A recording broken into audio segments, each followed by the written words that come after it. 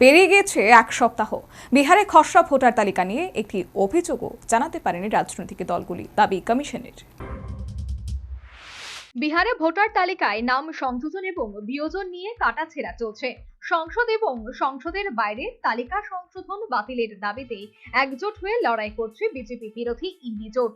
কিন্তু খসড়া তালিকায় সংযোজন বিয়োজন নিয়ে অভিযোগ জানানোর সুযোগ থাকার পরেও 7 দিন কেটে গিয়েছে, কিন্তু কোনো রাজনৈতিক দলের তরফে একটিও অভিযোগ জমা পড়েনি বলে দাবি করল নির্বাচন কমিশন। অর্থাৎ ভোটার তালিকার নাম তুলতে কমিশনের চাহিদা মতো কাগজপত্র থাকা সত্ত্বেও নাম ওঠেনি অথবা বাদ গিয়েছে এমন কোনো অভিযোগ রাজনৈতিক দলগুলি করতে পারেনি।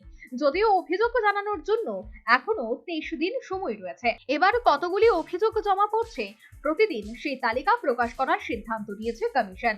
কারণ ভোটার তালিকা সংশোধনের সময় বিএলওদের পাশাপাশি প্রত্যেক রাজনৈতিক দলকে তাদের এজেন্ট দেওয়ার কথা বলেছিল কমিশন। কোন দল কত এজেন্ট দিতে পেরেছিল সে তালিকাটাও প্রকাশ করা হবে।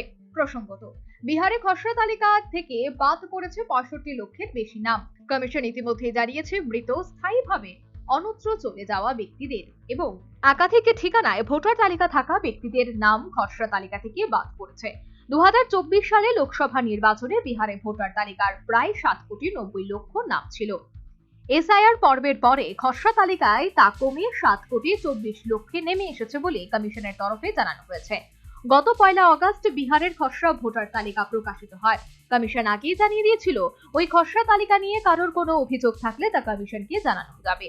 তবে শুক্রবার সকাল 9টা পর্যন্ত কোনো রাজনৈতিক দল থেকে অভিযোগ আসেনি বলে জানিয়েছে তারা। কমিশনের সঙ্গে সমন্বয় রেখে কাজ করার জন্য প্রতিটি রাজনৈতিক দলেরই বুথ লেভেল এজেন্ট রয়েছে। কোন রাজনৈতিক দলের কতজন বিএলএ আছেন সে তথ্য প্রকাশ করেছে কমিশন।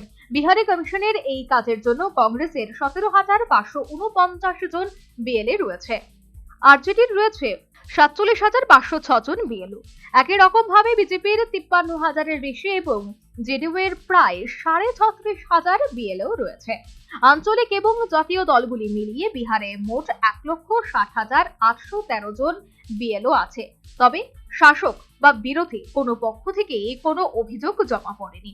যদিও ব্যক্তিগত স্তরে ভোটারদের তরফে 6,257টি অভিযোগ গিয়েছে কমিশনের কাছে। গত এক সপ্তাহে সেগুলির কোনোটারই নিষ্পত্তি হয়নি। National bureau report, news vanguard.